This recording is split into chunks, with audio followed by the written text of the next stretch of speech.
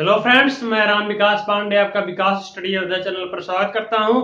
आज मैं जो है आपके सामने फिर से प्रेजेंट हूं नए टॉपिक के साथ। नया टॉपिक है हमारा स्थिर विद्युत आवेश और विद्युत चुंबकत्व। ठीक है, यही सब हम पढ़ाएंगे। उसके बारे में जो जितने बिंदु रहेंगे उसको बताएंगे। ठीक है, तो आप चलिए जो है आपने टॉपिक पर। ठीक है, टॉपिक आपको देखिए ये स्थिर विद्युत आवेश, विद्युत धारा एवं चुंबकत्व।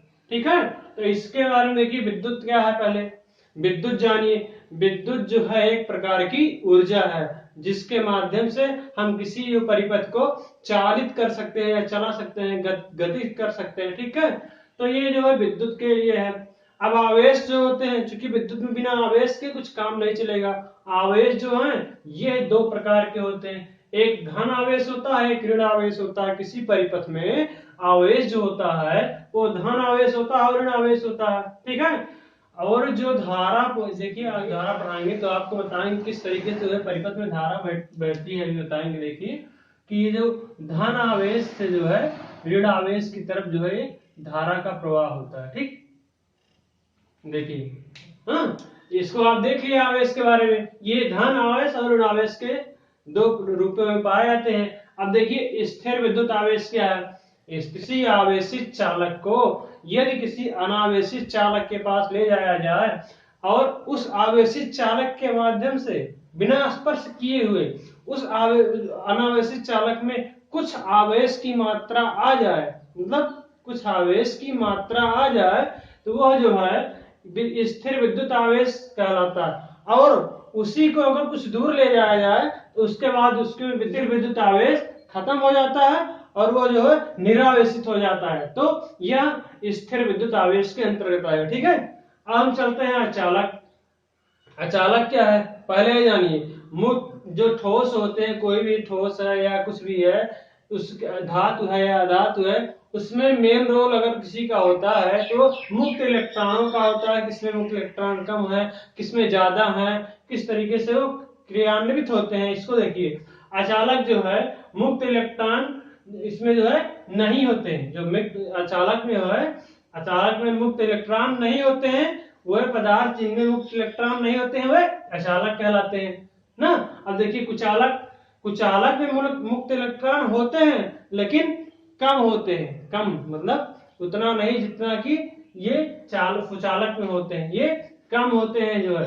तो ये कम होते हैं तो इसलिए इनके हम कुचालक के अंतर्गत आते हैं। वह पदार्थ या वह ठोस जिनमें मुक्त इलेक्ट्रॉनों की संख्या कम होती है वह कुचालक के अंतर्गत आते हैं। ठीक है, देखिए इसमें क्या क्या ऐसे उदाहरण है आपको दिए हमने। कांच है, एवोनाइट है, उसके बाद में आपका गंधक है, मोम है, देखिए यही ना। उसके बाद एक सुचालक में वह पदार्थ जिनमें मुक्त इलेक्ट्रॉनों की संख्या अधिकतम होती है, स्वतंत्र रूप में पाए जाते हैं, तो ये जो है सुचालक के अंतर्गत आते हैं। ये जो है सुचालक के अंतर्गत आएंगे। सुचालक में हमने बताया कि वह पदार्थ जिनमें मुक्त इलेक्ट्रॉनों की संख्या अधिकतम हो, वह पदार्थ जिनमें मुक्त इलेक्ट्रॉनों की संख्या अधिकतम हो, स्वतंत्र रूप में हो, वे सुचालक हैं। सबसे अच्छा सुचालक जो है तांबा माना गया है। तांबा के बाद एल्यूमिनियम है। ऐसे ही जो है सुचालक में पदार्थ है। ठीक है, लेकिन सबसे अच्छा में माना गया है तांबे को। आप देखिए अधिकतर जितने भी परिपथ बनते हैं जो है पंखे वगैरह में जो बनाया जाता है वो जो है अधिकतर बनते हैं तांबे के। ठीक है, विद्युत धारा क्या है। सुचालक में विद्युत आवेश की प्रवाह प्रक्रिया विद्युत धारा कहलाती है। जो किसी भी सुचालक है उसमें अगर विद्युत आवेश प्रवाहित हो रहा है, मान लीजिए कोई सुचालक है ना, तो इसमें अगर विद्युत आवेश सुचालक में देखिए, हाँ ये देखिए कोई सुचालक है, इसमें विद्युत आवेश प्रवाहित होगा, एक ऋण आवेश धन आवेश होगा। तो इसमें जब विद्युत आवेश प्रवाहित होगा तो इसमें जो विद्युत आवेश की प्रक्रिया होगी वही जो है विद्युत धारा कहलाएगी। विद्युत धारा कैसे बहेगी हमने बताया, धन आवेश से ऋण आवेश की तरफ, मतलब ऐसे बहेगी। ठीक है, ध्यान दीजिएगा थोड़ा। उसके बाद देखिए विद्युत धारा जो है क्या होता है। विद्युत धारा बराबर होता है कुल आवेश बटे कुल समय। ये जो है बराबर होगा Q बाई टी के ना। अभी देखिए Q मतलब आवेश हो गया, T मतलब समय हो गया। अब जो इकाई है इसकी ये होगी कूलम प्रति सेकंड। ठीक है, इसी को हम एम्पियर कहते हैं। या हम जो है विद्युत धारा के एक परिभाषा यहाँ से और प्रभावित यहाँ से और निकाल सकते हैं। एकांक समय में किसी परिपथ में Q कूलाम्ब का आवेश प्रवाहित करने पर उस परिपथ की विद्युत धारा कहलाएगी। ठीक, आपने देख लिया। अगर समय के एकांक कर देंगे तो उस परिपथ का जो आवेश होगा वह विद्युत धारा के बराबर होगा। ठीक, अब देखिए हमें कूलाम्ब प्रति सेकंड को हम एम्पियर के नाम से जानते हैं। किस नाम से? एम्पियर के नाम से। ठीक, विद्युत के प्रकार भी क्या आएंगे? विद्युत के दो प्रकार हैं, एक है सरल या दृष्ट प्रकार, यह एक ही दिशा में बहती है। मतलब जो यह दृष्ट जो है प्रकार में यह विद्युत का एक है पहला, ये एक ही दिशा में बहती है। एक ही दिशा में बहने का मतलब ये हुआ, जैसे आपका सेल है ना, बैटरी का सेल है, उसके बाद में आपका इन्वर्टर हो गया, इसमें डीसी, इसको डीसी शॉर्ट फॉर्म कहते हैं ना, ये देखिए इसको डीसी कहते हैं, डायरेक्ट करंट। ठीक है, देखिए आपका उसके बाद आपका हो जाता है प्रत्यावर्ती धारा। इसमें देखिए इसके किसी परिपथ के जो है दोनों सिरों पर धनावेश और ऋणावेश, देखिए कुछ धनावेश और ऋणावेश कुछ क्षण के लिए रहते हैं, उसके बाद जो है ये होता है, फिर वो हट जाते हैं, फिर आते हैं, फिर ऐसे हटते हैं, फिर आते हैं, फिर हटते हैं, ये प्रक्रिया चलती रहती है। यह जो है प्रत्यावर्ती धारा के अंतर्गत आएगा। ठीक है, अब देखिए हमने आपको दिखाया है, देखिए ये जो आपका बना हुआ है परिपथ, यहाँ से स्टार्ट हुआ, देखिए इधर ऊपर जो है धनावेश, इधर नीचे ऋणावेश है, देखिए ना, तो इधर देखिए धनावेश में देखिए ऊपर गया, फिर नीचे आया, फिर देखिए ऋणावेश की तरफ गया। ठीक, फिर ऊपर गया, फिर नीचे गया, फिर ऊपर गया, फिर नीचे, फिर ऊपर। ठीक, ये देखिए इधर धनावेश इधर ऋणावेश है।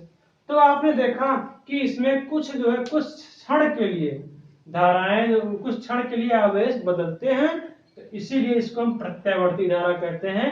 इसे शॉर्ट फॉर्म में एसी कहते हैं। क्या कहते हैं? AC, alternate current. ठीक है, ये देखिए आपका ये हो गया। उसके बाद आवृत्ति के अंतर्गत आए।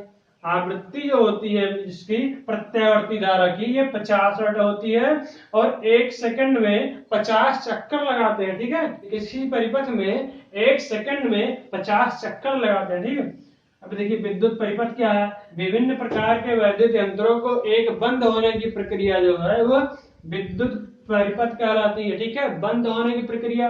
अब ये समझिए, जैसे विभिन्न प्रकार के विद्युत यंत्र में आपका आ गया पंखा है, देखिए पंखा है, उसके बाद आपका बल्ब है, तो ये जो है ये बंद होने की जो प्रक्रिया है ये विद्युत परिपथ के अंतर्गत आएगा। ठीक है, इस तरह से वो है जुड़ा हुआ है, बंद हुआ है उसमें, ठीक, लगा हुआ, ये जो है आपका विद्युत परिपथ के अंतर्गत आएगा। ये आपने इस पॉइंट्स को देख लिया। अब हम चलते हैं अगले पॉइंट्स पर। ठीक है, अगले पॉइंट में है, देखिए दिया गया है कि विद्युत का जो संकेत होता है वो ऐसे दर्शाते हैं। विद्युत का जो संकेत कहीं बना होगा ऐसे होगा संकेत, देखिए ऐसे आपको प्लस दिया रहेगा, एक तरफ जो है ऐसे बना रहेगा। ठीक है, इस टाइप में, ये देखिए ये इधर माइनस रहेगा। ठीक है, ये विद्युत का संकेत रहेगा। ठीक, कहीं अगर बना हुआ तो इसको मान लीजिए कि वहां विद्युत को इस तरह से प्रदर्शित किया गया। ठीक है, अब जो संयोजन होता है, देखिए संयोजन क्या है? बैटरी या सेल को विद्युत यंत्र से जोड़ने की जो प्रक्रिया होती है वह संयोजन कहलाती है। क्या?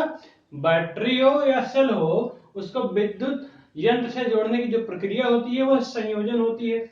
और प्रतिरोध क्या है? देखिए अगला पॉइंट हमारा प्रतिरोध। विद्युत को नियंत्रित करने का जो कार्य करता है वह प्रतिरोध कहलाता है।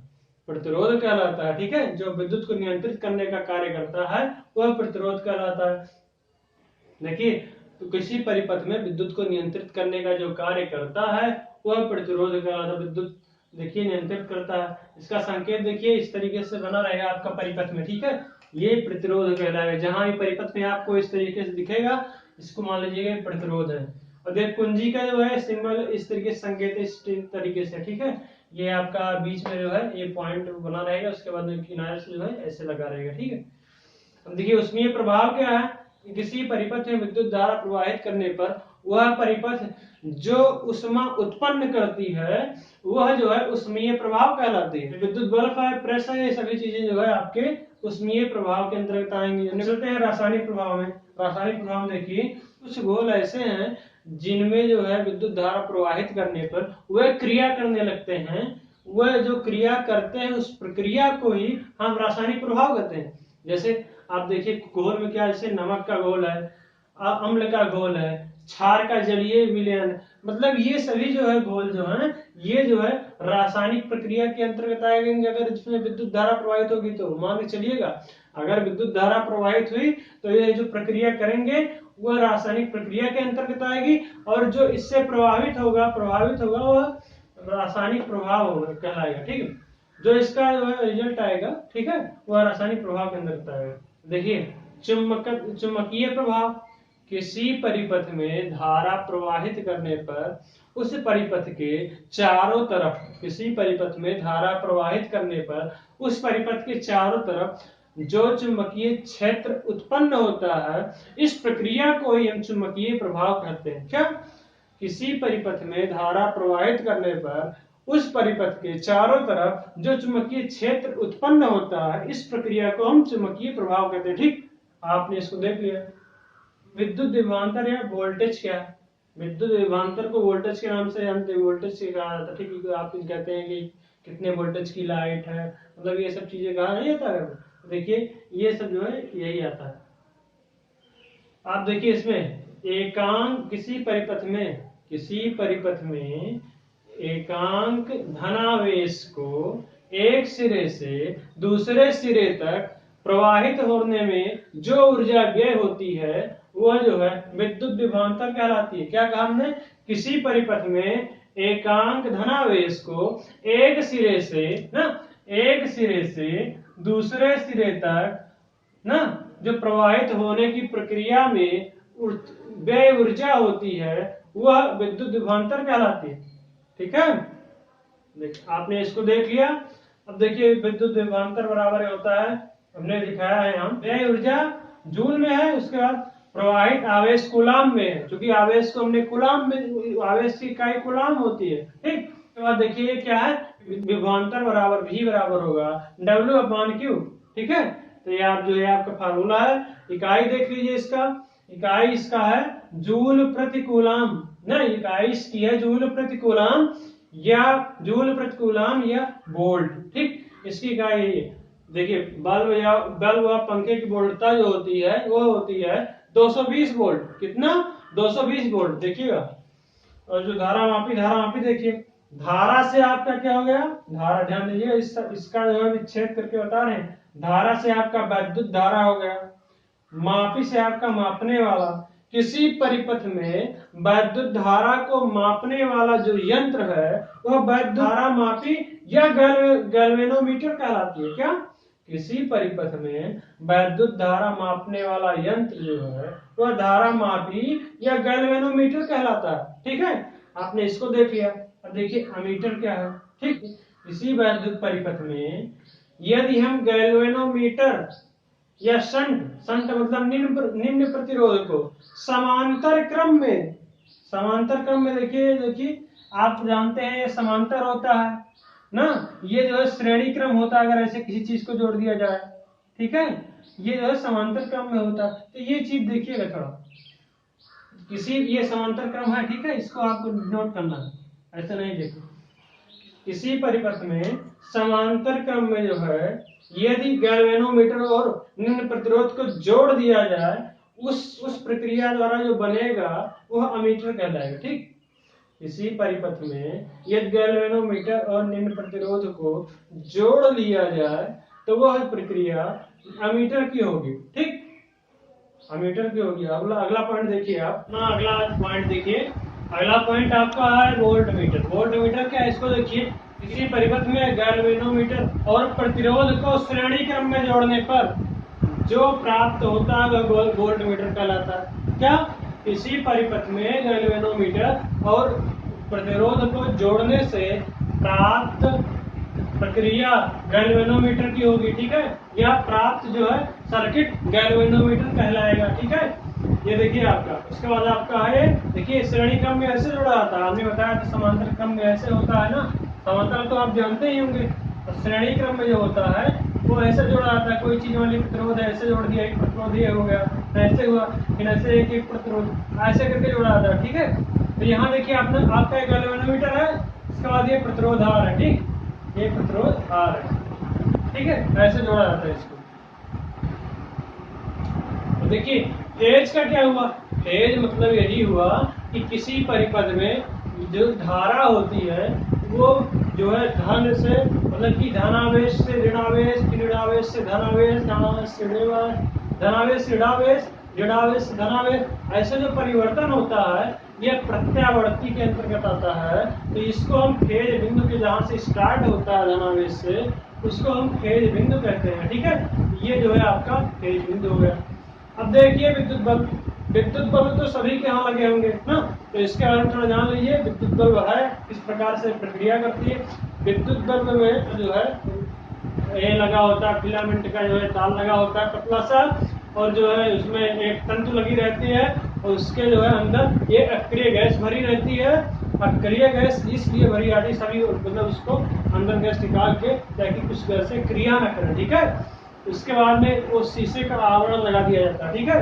तो ये जो है आपका विद्युत बल्ब का निर्माण होता है। जब इसको स्विच ऑन किया जाता है या लगाया जाता है बल्ब को विद्युत परिपथ किसी परिपथ में, तो बल्ब जब जो है जलता है तो जो तंतु होता है स्वयं तत्व हो जाता है, ठीक है। तो ये इसका जो देखिए ये विद्युत बल्ब है आपका, और देखिए तंतु का जो गलनांक होता है वो 3370 सेंटीग्रेड होता है, ठीक है। अब आपको देखिए उदासीन बिंदु, उदासीन बिंदु वह है जहाँ पर जो है विद्युत का कोई प्रभाव न पड़े, मतलब धनावेश ऋणावेश कुछ भी वहां न हुआ, बिंदु उदासीन के अंतर्गत आएगा, ठीक। अब देखिए क्या है भू संपर्कित बिंदु। भू संपर्कित बिंदु यही है जैसे आपके घर में जब लाइट होती है तो उसके बगल में जो आपका लगा हुआ मीटर, उसी से जो है जोड़कर कोई एक तार को आपको बूम के संपर्क में जोड़कर उसके बाद में एक जो है ये उदासीन बिंदु से जोड़ देते हैं। जोड़ने के बाद क्या करते हैं, जब उसमें विद्युत धारा प्रवाहित की जाती है तो वह क्रियान्वित होती है। इस प्रक्रिया को भू संपर्कित बिंदु है। यह प्रक्रिया भू संपर्कित कहलाती है। और इस जो सर्किट में जब कभी ऐसा होता है कि फेज और उदासीन बिंदु एक हो जाते हैं, तो इस प्रक्रिया में शॉर्ट सर्किट होता है। फेज और उदासीन बिंदु जब एक हो जाते हैं तो वो जो शॉर्ट सर्किट का रूप धारण कर लेता है, ठीक है। तो ये आपने देखा कि जो किस तरीके से दोनों जब एक होते हैं, देखिए हमने दिखाया है जब एक हो जाते हैं तो ये देखिए शॉर्ट सर्किट जो है हो जाता है। तो इससे हमारा काफी नुकसान होता है, तो इससे जो है थोड़ा बचना चाहिए कि शॉर्ट सर्किट ना हो, ठीक है।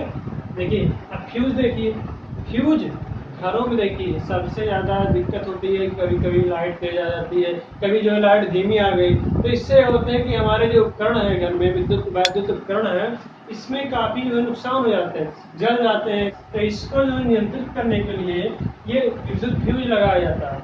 यह विद्युत फ्यूज यह कार्य करता है, कम गलनांक की धातु जो होती है, धातु का तार होता है, तो देखिए ऐसे लगाया जाता है, ठीक है। कम गलनांक की धातु के तार को ये जो चीनी मिट्टी का वो होता है उसी में लगा के उसके बाद में आपको स्विच में लगाया जाता है। लगाने के बाद ये होता है जब लाइट तेज आती है तो वो जो है उसका गलनांक तेज हो जाता है, जिसकी वजह से वह जो है जलकर टूट जाता है। वैसे जो है आपका जो है विद्युत का अवरोध हो जाता है, जिससे लाइट जो है पूरे परिपथ में नहीं जाती और आपका जो है विद्युत बच जाता है, मतलब उपकरण बच जाते हैं, ठीक है। अब आप देखिए ये जो तार होते हैं ये सामान्यतः कितने एम्पियर के होते हैं। देखिए तार जो है 1.5 एम्पियर, 1.5 एम्पियर, 2 एम्पियर और 5 एम्पियर के लगभग तार लगाए जाते हैं। और देखिए पंखे के लिए ज्यादातर जो है 5 एम्पियर का तार यूज किया जाता है, ठीक है। तो आपने इसको देख लिया। अब देखिए विद्युत शक्ति। विद्युत शक्ति क्या है, 1 सेकंड विद्युत ऊर्जा द्वारा किया गया कार्य जो है वह विद्युत शक्ति के अंतर्गत आएगी, ठीक है। 1 सेकंड विद्युत ऊर्जा द्वारा किया गया कार्य विद्युत शक्ति कहलाएगी। देखिए विद्युत शक्ति जो है बराबर होता है उपकरण में प्रयुक्त विद्युत ऊर्जा बटे उपकरण चलाने की समय अवधि। तो उपकरण में जो प्रयुक्त ऊर्जा होती है बटे उपकरण चलाने की समय अवधि, ठीक है। इसके बाद देखिए इसका मात्रक क्या है, मात्रक बराबर हो जाएगा हमारा जूल प्रति सेकंड ना, जूल प्रति सेकंड या वाट, ठीक। देखिए विद्युत शक्ति का सबसे बड़ा मात्रक है किलोवाट। और देखिए एक और होता है इसका मात्रक अशोषक होता है, तो एक अशोषक बराबर होता है 746 वाट। क्या होता है? एक अशोषक बराबर 746 वाट। और देखिए 1 किलो घंटा बराबर होगा 1000 वाट प्रति घंटा। क्या? 1000 वाट प्रति घंटा। ठीक है, इसकी इकाई देखिए क्या है, इसकी इकाई जो है तो देखिए जूल हमने लिखा है, जूल प्रति सेकंड या वाट होती है इसकी इकाई। ठीक है, ध्यान दीजिएगा, इसकी इकाई जूल प्रति सेकंड या वाट होती है, क्योंकि ऊर्जा की जो है ऊर्जा का मात्रक होता है जूल, और देखिए समय का मात्रक होता है सेकंड। देखिए जूल प्रति सेकंड हो गया, इसी को हम वाट के नाम से जानते हैं। ठीक, तो देखिए इधर थोड़ा ये विद्युत खर्च यूनिट में कैसे निकालते हैं। अगर आपको दे दिया है विद्युत खर्च के निकालने के लिए, तो ये क्या करेंगे, इसमें यही करेंगे, विद्युत खर्च यूनिट में निकालने के लिए बराबर होगा हमारा वाट गुणे समय घंटे में बटे 1000। तो ये आपने सभी पॉइंट्स को देख लिए। अब हम जो है थोड़ा अगले पॉइंट्स में बात करेंगे, और वो भी अगले वीडियो में बात करेंगे अगले पॉइंट्स को। तो मैं इसी वीडियो को एंड करता हूँ। So thanks friend.